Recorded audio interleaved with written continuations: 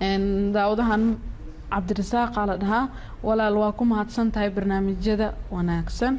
aniga oo dareemaya inaysan xumaan ka ahayn misana cashirkaagii ugu dambeeyay erey kamid ah oo ku jiray qisadii hoteelka Xamar ninka iyo naagta ismaagayay ma habooneyn inaad ka sheegtay TV-ga taasoo ahaa midgaan yahow walaal caay ma ahan midgaan ee waa qabiil Soomaaliyeed ee la soco insha Allah daawadaha Cabdirasaaq oo ku mahadsantahay in isku dayday inay saxdid arintan oo qabiilada outcastingka ama takoorida dadka qaar lagu sameeyay waqtiga jaahilnimada Soomaalida jaahiliinta u badnaayeen waxay noqotay dhibabka nooga taagan bulshadeena hadda waxay noqotay waxyaalaha ugu adag oo la bedeli laayahay waxyaalaha yaab kale waxa kamid in qofkii uu dhaho waxaan waa qalad gurigiisa markuu ku laabtanay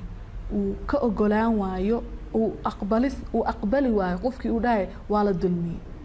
hadaa u malaysid qofka in la dulmiyay han qoni qof munaafiq oo markuu meel kala tago gurigiisa iyo albaabadiisa markay u xiran yihiin ogolaan waayo oo aqbali waayo dadka loo bixiyay magac midgaan iyo magacyaalka loo badan oo qalqaldan oo la dulmiyay hadda ka hor maxaan lagu dulmiyay outcastinga adduunyada badan way jirtaa oo meel walba ka dhacdaa India ay ka dhacdaa meel badan ay ka dhacdaa dadka waa la takoora laakiin Soomaali takoorka nooca Soomaalida waa noocyada ugu qaabka daran ugu doqonsan waxa qofkaanay tol dadka maxaa loo dulmiyay maxaa lagu takooray hadda ka hore waxay cuneen baqti ama waxay cuneen ama waxay sameeyeen hadda ka hore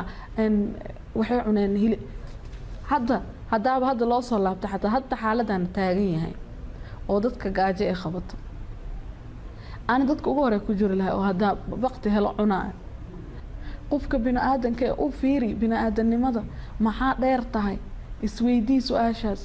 waxa waa dadka maskaxdooda brainwashed camal waa maskaxda inay dhaqantaa u moodaa oo maxaa la information meel qaar la titiray fikirkii common sense ka laga titiray lagu shubay information kaasna uu noqdo qofkii keyd oo maskaxdiisa mar walba ku haysto dadka la takoorayana oo loo bixiyay magacyada qaldan waxa uu sheegayaa inaadan ka dhiganin wax inay idin noqonin wax caadi ah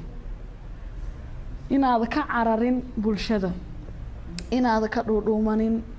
maxaa la dhahaa dhihin saaneed waxa isku daydaa inaad nafsadaada u istaagtid wixii qalad inaad ka istaagtid in aad soo gudbisid fariinta